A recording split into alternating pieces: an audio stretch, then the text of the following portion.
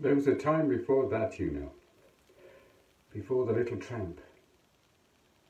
Before America and the movies. London, Charlie, where you were born. 16th of April, 1889. 70 years ago. I am 70. But I'm not old. The time before. The 1890s. The great age of the music hall. Ta-ra-ra-boom-dee, ta-ra-ra-boom-dee, you are my honeysuckle. I am the bee. On stage, Lily Harley, Hannah Chaplin.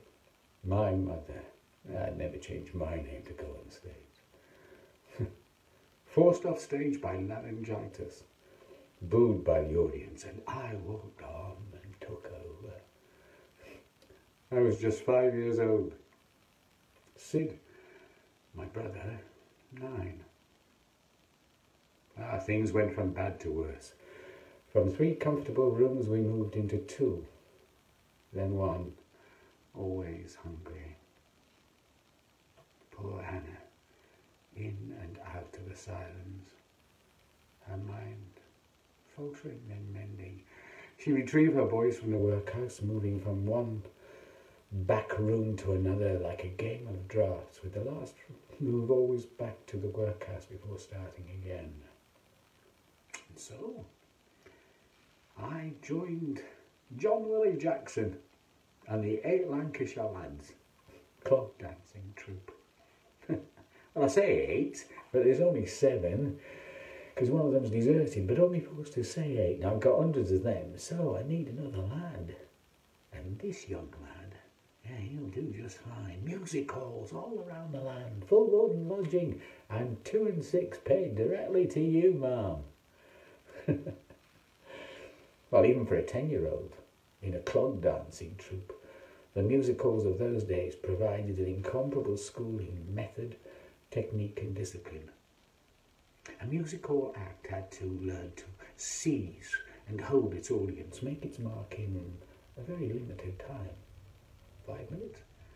The audiences were not indulgent, and the competition relentless. Sarah Bernhardt might find herself following Lockhart's elephants on the bill. You had to learn the secrets of attack and structure, how to build your act to a crescendo, with a beginning, a middle, and a smashing exit to grab the applause. You had to command every sort of audience, from the lethargic Monday first house to the Saturday night rowdies. Fred Carno, of course, was the king of music hall knockabout comedy. I've got 20 troops touring all around America and England, and I can spot a good one a mile off. So it's 1910, 21 now, old enough, big enough and clever enough for anything. And from coast to coast the inebriated swell had them rolling in the aisles of America. Top billing, unanimously praised by the press, and in New York City, seen by Mack Sennett. With the creation of the Keystone Cops in 1912, he may well be said to have created American comedy, and he wanted you. Film was the coming thing.